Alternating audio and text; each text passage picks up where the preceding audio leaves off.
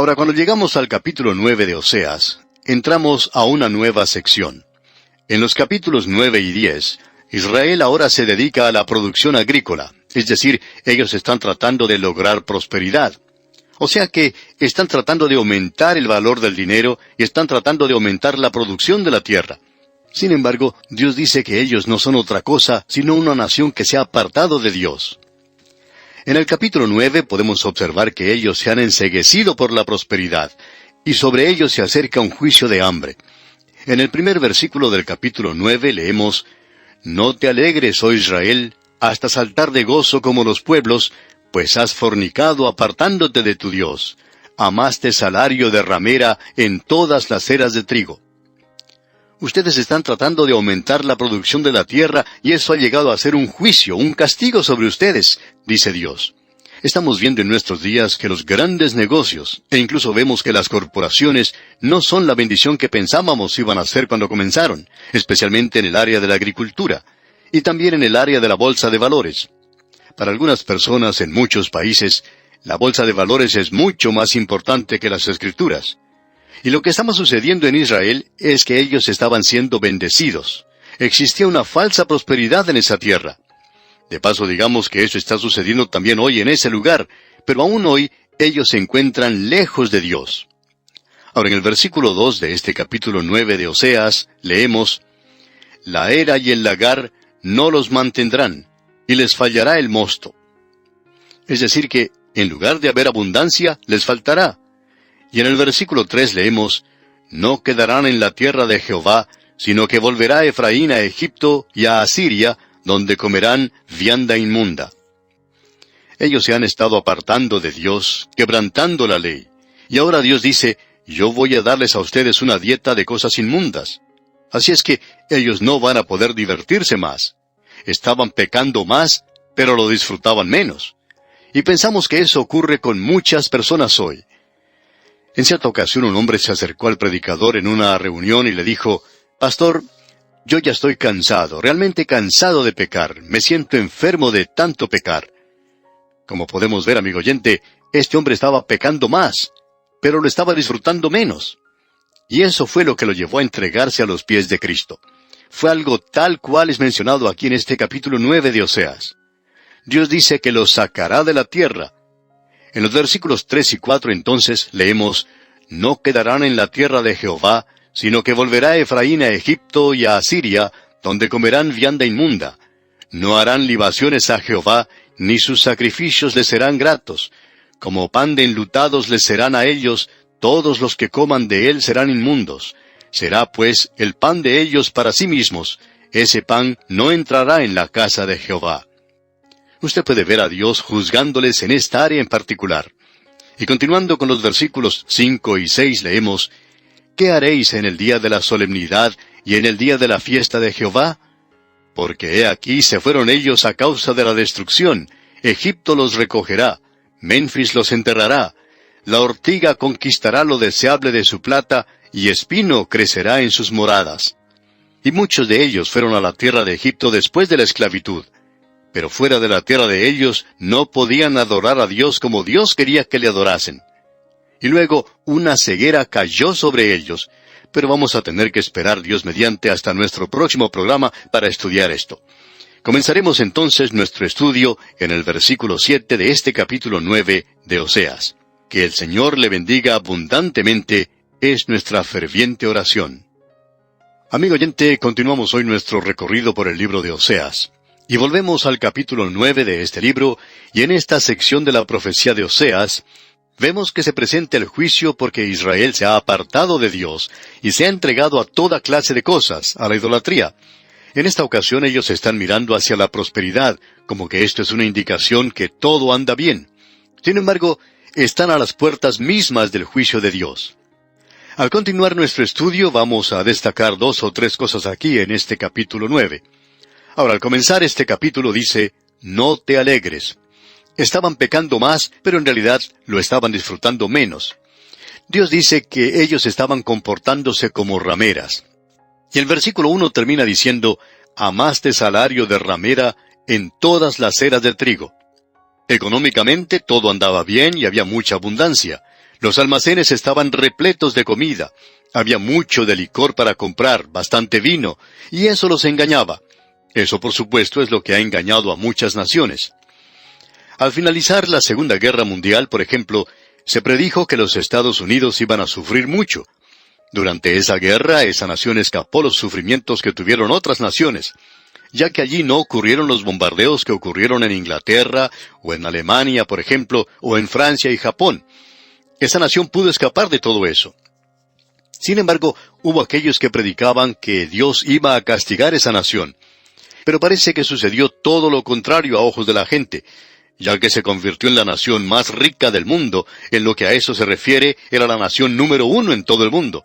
Y parecía que fuera una contradicción a la declaración que se había hecho. Pero unos 10 años después de haberse predicho eso, uno podía apreciar lo que Dios estaba haciendo. Y usted puede verlo claramente, y es lo siguiente, que Dios juzgó a esa nación con la prosperidad. Y eso es lo que hizo con Israel también. Él dijo, he provisto todo para ti, Israel. Pero ustedes están diciendo que todo eso es gracias a su propia habilidad, a su ingeniosidad, y ustedes son gente orgullosa y no le están dando las gracias a Dios, no le están dando el crédito a Dios por todo esto. Y amigo oyente, eso es lo mismo que sucedió con la nación de los Estados Unidos después de la guerra. Y hemos tomado a esta nación como ejemplo. Pero, ¿qué diremos de nuestras propias naciones? Y aquí se tiene un cuadro perfecto de eso. Luego tenemos algo más. Dios indica claramente que ellos van a tener que salir de la tierra. Y en el versículo 3 del capítulo 9 de Oseas leemos, no quedarán en la tierra de Jehová, sino que volverá Efraín a Egipto y a Asiria, donde comerán vianda inmunda. Dios está diciendo, yo los sacaré de mi tierra. Aun cuando Dios dijo que Él no iba a olvidarse de su pacto con Abraham y con Moisés y con David. Pero la tenencia o la posesión de la tierra dependía de la obediencia de ellos a Dios. Y ahora Él los va a sacar de esa tierra. Llegamos ahora sí a la sección en la cual estábamos en nuestro programa anterior. Veamos pues lo que dice el versículo 7 de este capítulo 9 de Oseas. Vinieron los días del castigo, vinieron los días de la retribución, e Israel lo conocerá. Necio es el profeta, insensato es el varón de espíritu, a causa de la multitud de tu maldad y grande odio. Lo que ha sucedido aquí es que esta nación ha perdido su rumbo espiritual. ¿Por qué? A causa de los líderes. Hace muchos años hubo una gran lucha en la iglesia entre lo que se conoce como los fundamentalistas y los modernistas. Los modernistas proponían el evangelio social, aquellos que siempre hacían bien a los demás, y ellos decían tener altas normas éticas. Uno se inclinaba a estar de acuerdo con ellos en estas falsas normas éticas, porque uno descubre que hay muchos fundamentalistas que no operan con altas normas, y eso sucede aún en el presente. Uno opinaba que quizá los liberales estaban un poquito más avanzados en cuanto a eso, y por cierto que nos molesta a aquellos que tenemos tendencias fundamentalistas. Pero al observar lo que dice Oseas, podemos repetir sus palabras, que por supuesto no son lo que nosotros decimos. Él dice, necio es el profeta. Ahora, ¿tenían ellos realmente una alta norma ética? Bueno, cierto pastor de tendencia liberal propuso a los jóvenes de su país que quemaran sus libretas militares. Eso era contra la ley de su país. Y él también enseñó a los jóvenes a llevar a cabo reuniones de protesta, a quemar esas libretas, y que había una ley más alta que la ley de ese país, y él proponía eso. Pues bien, esto llevó a algunos jóvenes a tener grandes problemas. Y los jóvenes decían, bueno, si eso es ética, entonces, ¿puedo seguir eso? Y amigo oyente, podemos decir lo siguiente, y usamos esto nada más que como algo para ilustrar lo que queremos decir. Podemos decir que eso es una realidad en todas partes hoy. El liberalismo hasta ha perdido su norma moral en el presente, y en algunos lugares ocurren cosas muy malas, como que la policía encuentra drogas en algunas iglesias liberales. Por eso es que podemos repetir las palabras del profeta Oseas, que dijo, necio es el profeta. Eres el que guía a la nación en un camino equivocado. Y el liberalismo es responsable por las cosas que se han hecho después de la Segunda Guerra Mundial. Y hasta el día presente uno puede ver los resultados que esto ha traído a las naciones. Amigo oyente, el fundamentalismo quizá actúe demasiado fanáticamente, pero debemos decir que el fundamentalismo no ha llevado a las naciones al problema en que se encuentran hoy. En algunos colegios o seminarios liberales se criticaba a los grandes predicadores de la época de ser fanáticos. Las cosas que se enseñaban a los estudiantes en el pasado en las escuelas liberales no dieron el resultado que los profesores decían que daría. Nunca tuvo el resultado que ellos esperaban que tuviera. Amigo oyente, ellos han dado las espaldas a Dios, y por eso llegaba el juicio. Ellos no podían discernir nada que fuera espiritual. En el día de hoy recibimos cartas de muchas personas que están abandonando sectas y cultos, y damos gracias a Dios por ello. Pero, ¿cómo es que fueron atrapados en todas estas cosas? Solamente tenemos una explicación, y es la ignorancia de la palabra de Dios, la falta de discernimiento espiritual. Dios dice que Él los va a castigar por esto, y aquí tenemos esta norma. Aquí tenemos esto como una ilustración para cualquier nación que trata de hacerse pasar por una nación cristiana. Ahora, en el versículo 8 de este capítulo 9 de Oseas leemos: Atalaya es Efraín para con mi Dios. El profeta es lazo de cazador en todos sus caminos. Odio en la casa de su Dios. Evidentemente había algunos fanáticos fundamentalistas en aquel día que estaban advirtiendo a la gente. Sin embargo, dice aquí que el profeta es lazo de cazador en todos sus caminos. Y ese es un lenguaje bastante duro. Nosotros nunca utilizaríamos esa clase de lenguaje para hablar del liberal hoy. Y aún así, nosotros opinamos que el liberalismo controla el medio noticioso del presente. Es imposible poder pasar un mensaje fundamental en la televisión o en la radio hoy. El liberalismo no aprueba eso y lo rechazaría. Sin embargo, tienen una vaca sagrada, por decirlo así, en la libertad de prensa, la libertad de expresión. Los fundamentalistas, por su parte, tienen muy poca libertad en el presente. Estamos seguros de eso. Pero debemos decir lo siguiente, que el liberalismo, ya sea en la política, ya sea en los medios noticiosos, o ya sea en el púlpito, es como un lazo de cazador, es como una trampa preparada, y eso obra como un lavado cerebral para la gente hoy. Es a causa de eso que estamos padeciendo en el presente. Y es hora de que alguien presente un diagnóstico y el remedio en un caso como este. El problema es que nos hemos apartado de Dios como naciones. Y esa es la condición del presente. Y el nombre de Dios se utiliza mucho en las grandes capitales, pero solo como una expresión, y solo ha llegado a ser una blasfemia, ya que nunca se presenta en forma de oración o de adoración a Dios. Continuamos adelante y veamos lo que dice el versículo 9 de este capítulo 9 de Oseas. Llegaron hasta lo más bajo en su corrupción, como en los días de Gabaa. Ahora se acordará de su iniquidad, castigará su pecado. Aquí se expresa esto muy claramente, y no deja ningún lugar a dudas de que Dios va a juzgar, Dios va a castigar el pecado. Quizá a usted no le guste esto, amigo oyente, pero eso es exactamente lo que Él está diciendo, y Él va a castigar el pecado. Ahora, en la primera parte del versículo 10, Él dice que algo más le va a suceder a usted. Escuche lo que Él dice. Como uvas en el desierto hallé a Israel, como la fruta temprana de la higuera en su principio vi a vuestros padres. Ahora, la viña y la higuera son símbolos de la nación de Israel, y eso está muy bien establecido a través de toda la palabra de Dios. Y Oseas simplemente lo dice. De modo que este versículo 10 dice: ellos acudieron a Baal Peor, se apartaron para vergüenza, y se hicieron abominables como aquello que amaron. Ellos no solo establecieron la adoración en Samaria y Betel, o sea, la adoración a esos ídolos, sino que también trajeron los profetas de Baal cuando reinó Acab y Jezabel. Notemos ahora lo que Dios dice de una manera muy clara en el versículo 11.